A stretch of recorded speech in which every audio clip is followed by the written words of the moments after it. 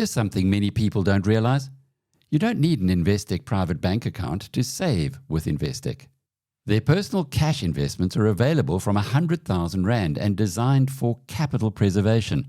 In markets like these, having a low-risk cash component alongside equities is simply sensible, particularly if you're over 55. We have a tremendous, unlimited supply of what you'd call middle and upper middle armaments. Raytheon is building 4 factories. Lockheed is building 5 or 6 factories, and they're building them fast. That's Donald Trump speaking in the White House yesterday, signaling that after already spending $200 billion on the Iran war, the US is now going full tilt on manufacturing armaments and munitions.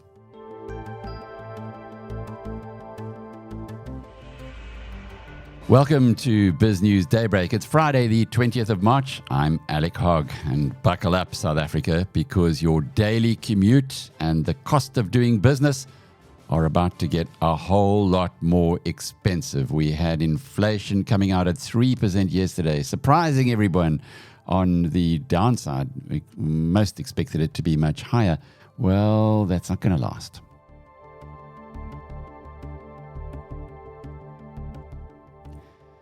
Escalating geopolitical tensions in the Middle East and global oil prices surging well past the $100 a barrel mark.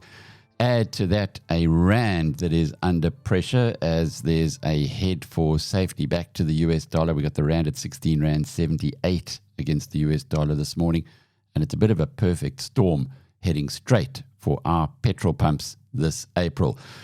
We're staring down a historic fuel price shock here in South Africa. The latest data on price under-recoveries from the Department of Mineral Resources and Energy shows that petrol is now 7 Rand 50 cheaper per litre than it should be based on the international oil prices, and diesel a massive 12 Rand 25 a litre. Add in the annual fuel levy increases that kick in on April the 1st, and our warning that an 8 Rand a litre petrol price increase, and considerably more for diesel, a few weeks ago when the war kicked off, is set to be fulfilled. On top of this, National Treasury simply doesn't have the funds to cushion the blow this time round. The era of relatively cheap transport is going to take a massive hit, and the ripple effects on inflation are going to be severe. That's because South Africa has an administered petrol price. So we change our petrol prices every month. It can be good in one sense, in that you do get periods, as we do at the moment, where consumers benefit, but not so good when the shock comes through and those who aren't aware or haven't prepared get a big fright. Remember, the petrol price is around 20 Rand a litre right now, so going up to 28 Rand, wow. In case you weren't aware, what's happening in the Middle East is going to have a serious impact here in South Africa. So let's catch up on the freshest developments from Bloomberg, our partners in New York. Israel said it's helping the U.S. open the Strait of Hormuz, and Prime Minister Benjamin Netanyahu said Israel will not strike Iranian energy sites.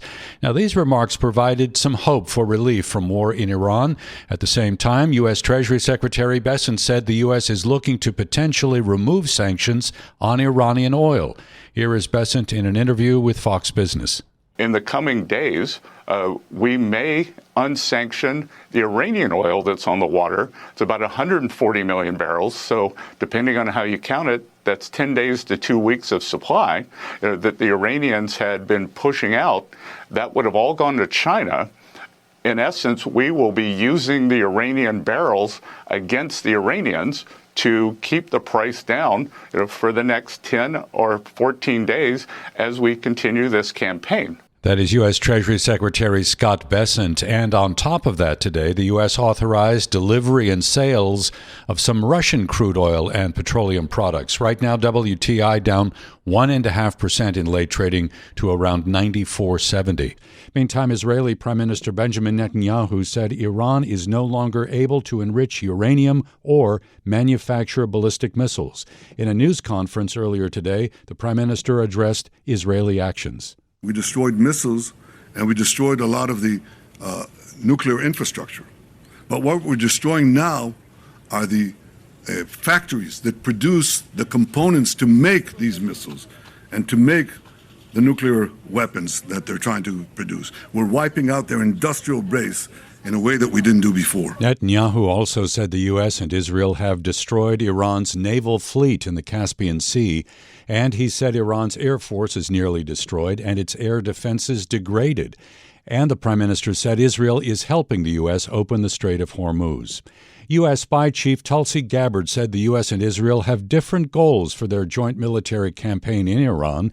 Gabbard, who is Director of National Intelligence, told lawmakers that Israel is focused on targeting Iran's leadership, while the Trump administration is focused on degrading the country's military. The Pentagon is asking for an additional $200 billion from Congress to pay for the war against Iran. We are told the request has been sent to the White House for review, and President Trump has yet to sign off. Earlier, Defense Secretary Pete Hegseth addressed the steep price tag. As far as $200 billion, I think that number could move, obviously. It takes money to kill bad guys. So we're going back to Congress and our folks there to ensure that we're properly funded for what's been done, for what we may have to do in the future. Now, Hegseth also argued the campaign was ahead of schedule, and he disputed that the U.S. was getting embroiled in a quagmire.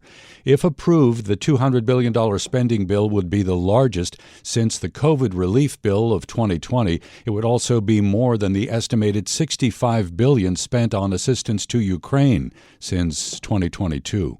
Earlier today, President Trump hosted Japanese Prime Minister Sanae Takaichi at the White House with talks focused on the ongoing war in Iran. Bloomberg's Tyler Kendall has the latest from Washington. As Japanese Prime Minister Takaichi visited the White House here today, President Trump said that Japan is, quote, stepping up to the plate, unlike NATO allies, though it is clear that tensions remain. It's not immediately clear what steps Japan is taking when it comes to the conflict in Iran, though President Trump said the pair of leaders will discuss Japan's mine-sweeping capabilities in dialogue behind closed doors. The Japanese Prime Minister saying she had brought to the U.S. concrete proposals to help calm energy markets and condemned the closure of the Strait of Hormuz, which data shows 90% of Japan's crude oil imports flow through. That was Bloomberg's Tyler Kendall in Washington.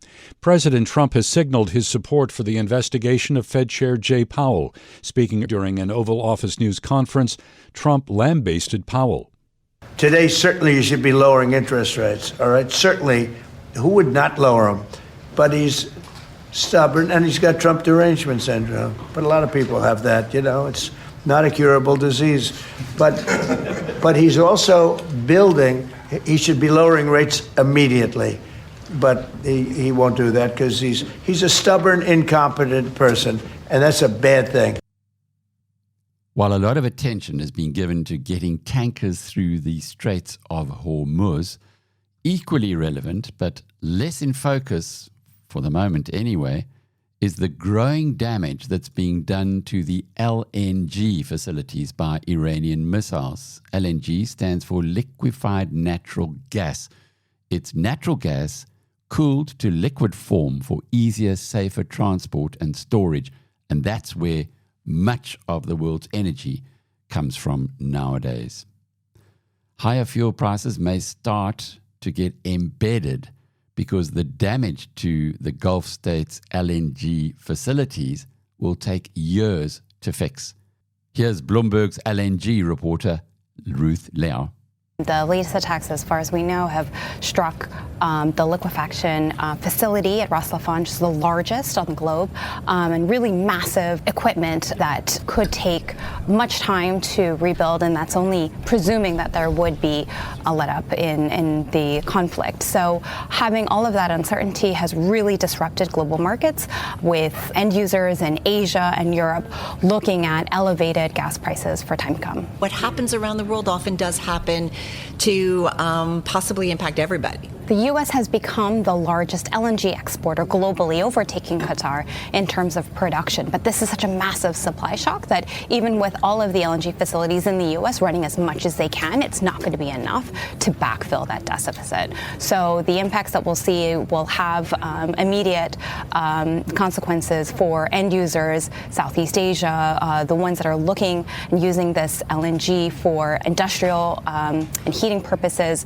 for power utilities. Will there be changes in demand? This is what experts are expecting will happen because, again, this has been such a sudden supply shock. Is this something that is going to last and impact these markets for a while, especially maybe it is for the European and Asian markets? Given the uncertainty in terms of the extent of damage, not knowing how long it would take to repair, as I mentioned, this is massive infrastructure, not just in scale, but in terms of the type of technology that's used. It really is clear that I think those will have an enduring impact.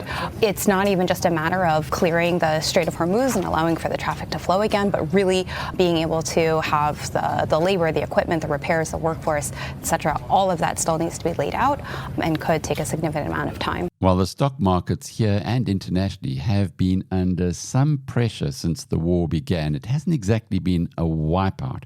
Of course, on the other hand, there have been very few winners amongst local stocks. One that has done well is oil from coal producer Sasol, not surprisingly. It produces around a third of South Africa's fuel, and what it gets is determined by the international rand price of oil. The shares are up 45% in the past month, and they gained another 5.5% yesterday. Sasol closing at 214 Rand yesterday. In the US, though, it's the arms makers who are now attracting investor attention. Fortunately, we have a lot. We have a tremendous, unlimited supply of what you'd call middle and upper middle armaments and military equipment, munitions, armaments, but munitions in particular. Raytheon is building 4 factories. Lockheed is building 5 or 6 factories, and they're building them fast. They are now building a tremendous, there's never been anything like it, what's taking place right now. So we're in very good shape, but we want to be in the best shape we've ever been in.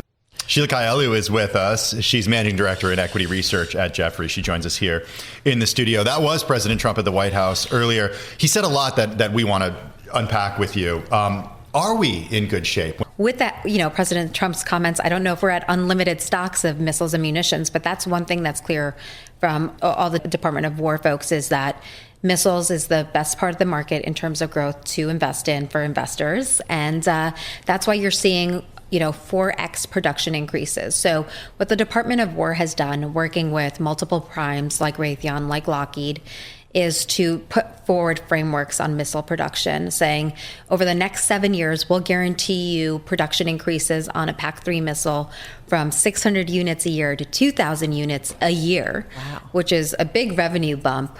And we will guarantee that for the next 7 years. So can you build enough capacity to do that? Can they? Well, they're working on it, and I think that's a theme that the Department of War, more than anything, could align on, whether it's Republicans or Democrats, is that, there isn't unlimited supply. And what we do manufacture from a missile perspective is quite expensive. We're doing it in low quantities, so we have to do it in larger quantities and also find ways of manufacturing cheaper munitions and missiles. The president's comments about what Raytheon is doing, building 4 factories, Lockheed building 5 or 6 factories, does that align with what these companies have said publicly? Yeah, we're seeing 30% increases in CapEx for basically 15 to 20% of their revenues. Good news from Southern Africa. BizNews partner DCC Hotel Group showcases world-class hospitality across the region. We spotlight more than 100 carefully selected lodges supporting tourism, local communities, and conservation. Here in Hermanus, whale watching and coastal charm await. Your home for the BizNews Conference 2026.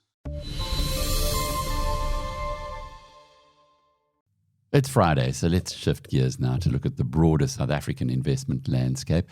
Seasoned investors often point to key policy moments that alter the entire trajectory of wealth management in the country.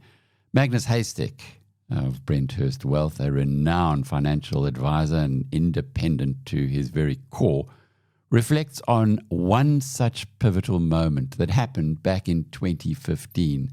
And looking at where we are today in the world, thank heavens for that.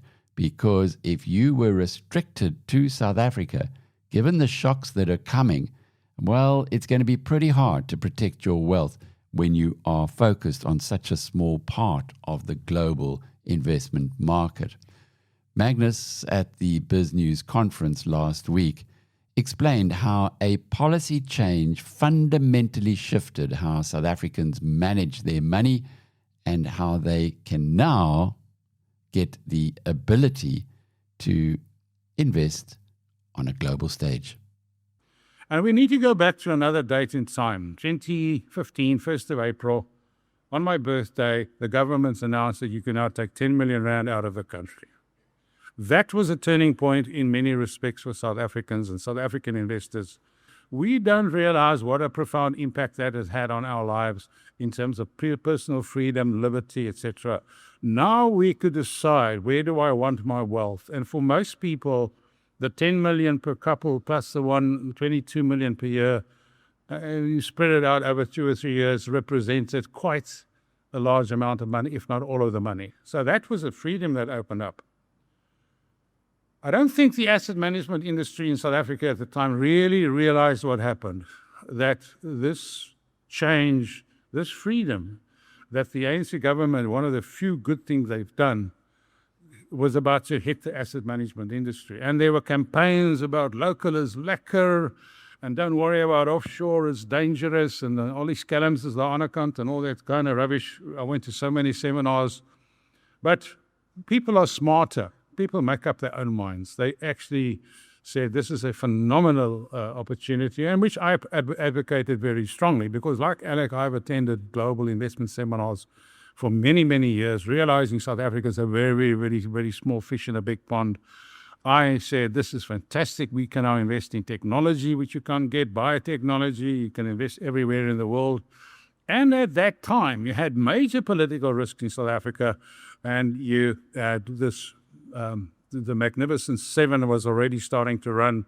So there was enormous wealth being created, and South Africa was not party to that. So 2015, things changed. And fast forward, and while Mike Sichler was still alive, he was a consulting economist to Brenthurst.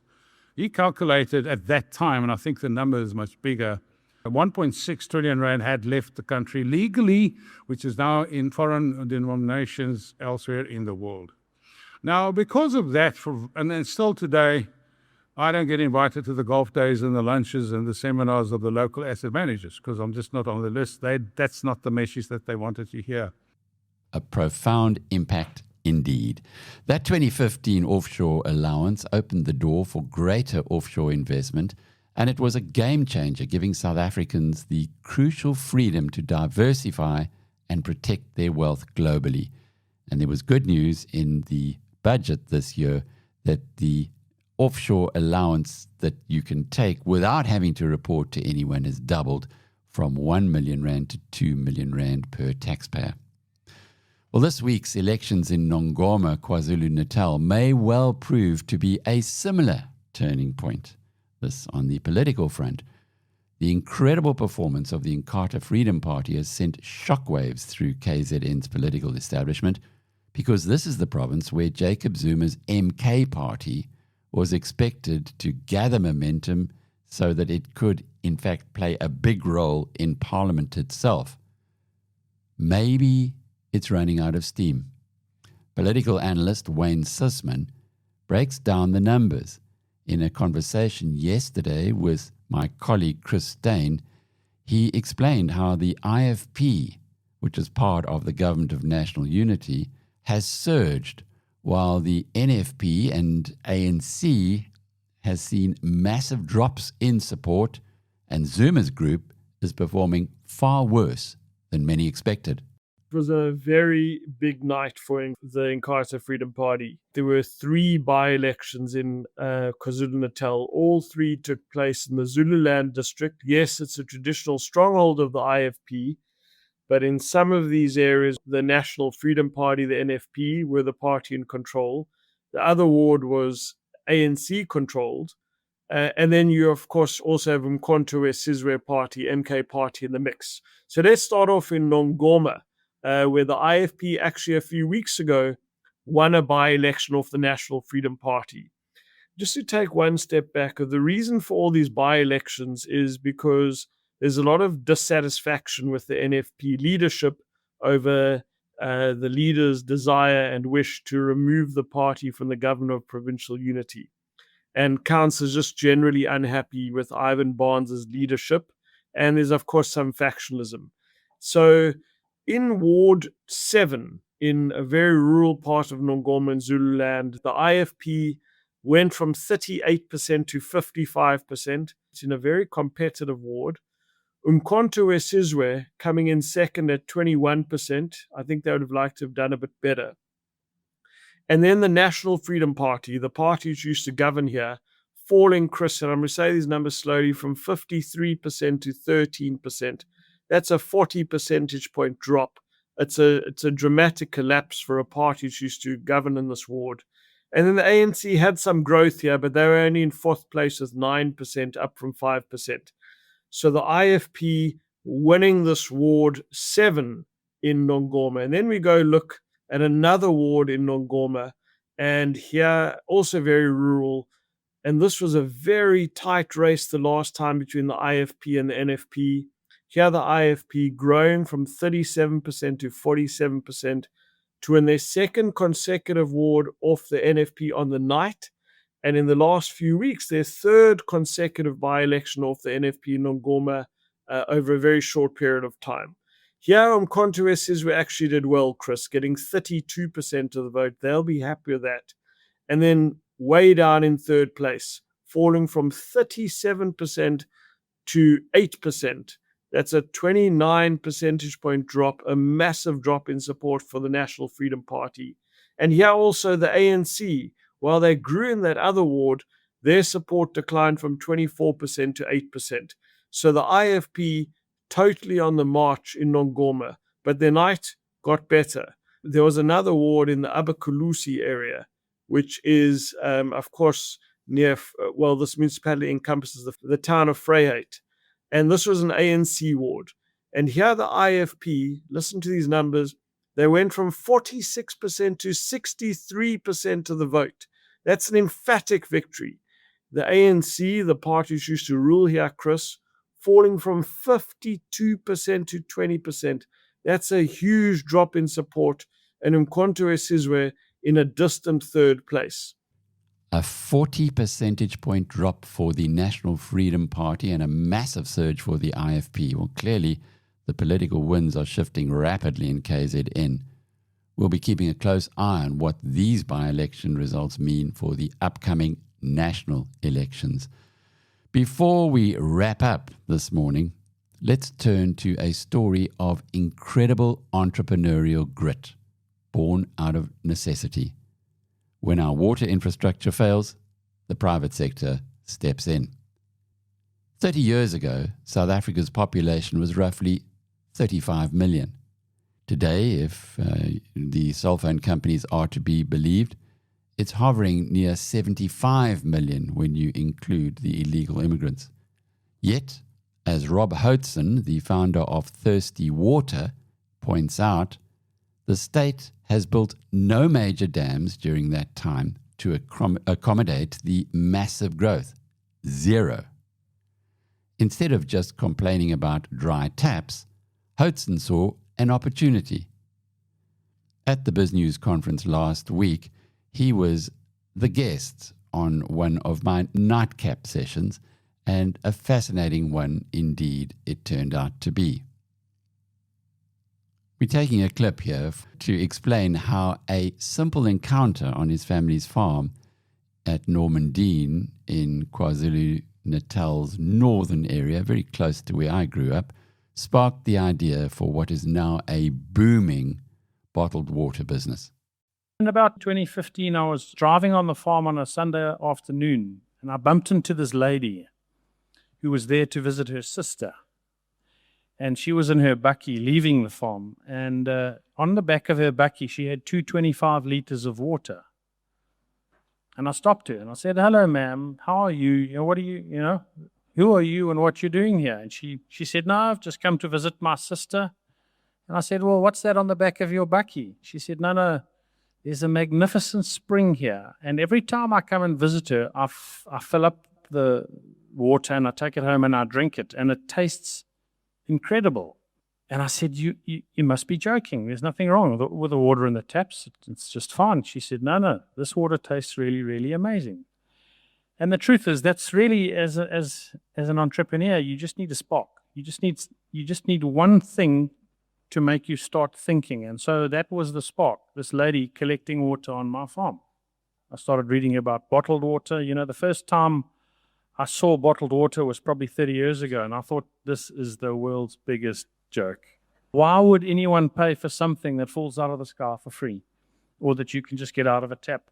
And there was two foundations on which really made me think. The first was globally the drive and the awakening of people in terms of health and wellness, and how people are drinking less sodas and sugar and what it does to us, and how healthy water is and how much water we need to drink. And I thought, well, that's interesting.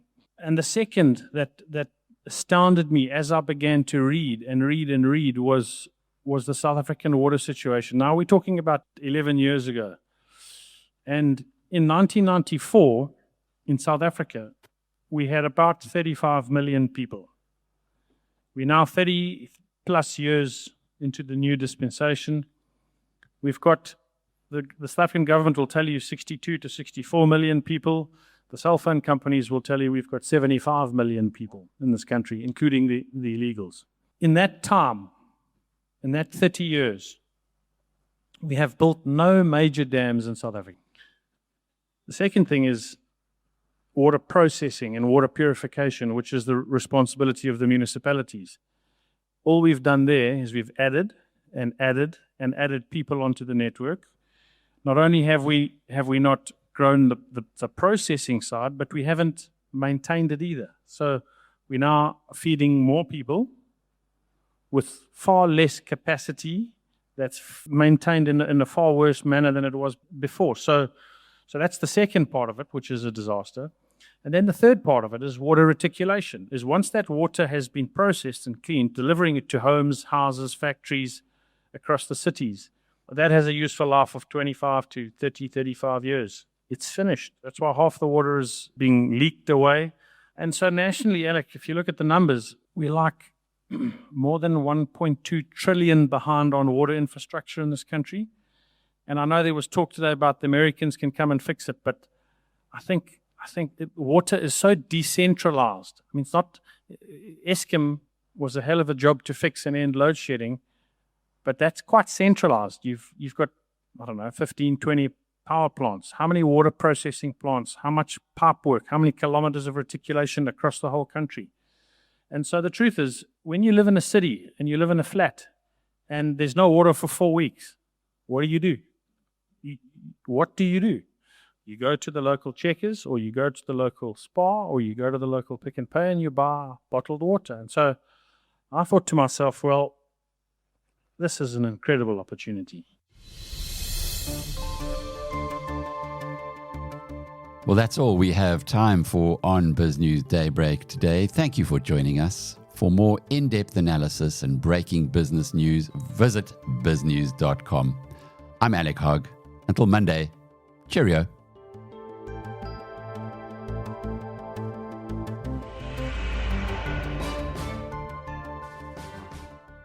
When it comes to savings, we spend a lot of time discussing returns and interest rates, but not enough time asking, why we're saving in the first place. That's the thinking behind Investec's hashtag What's Your Why campaign that's been running. If your goal is stability or peace of mind, their personal cash investment is accessible from 100,000 Rand, and you don't need to bank with them. Whatever your reason for saving, Investec understands that.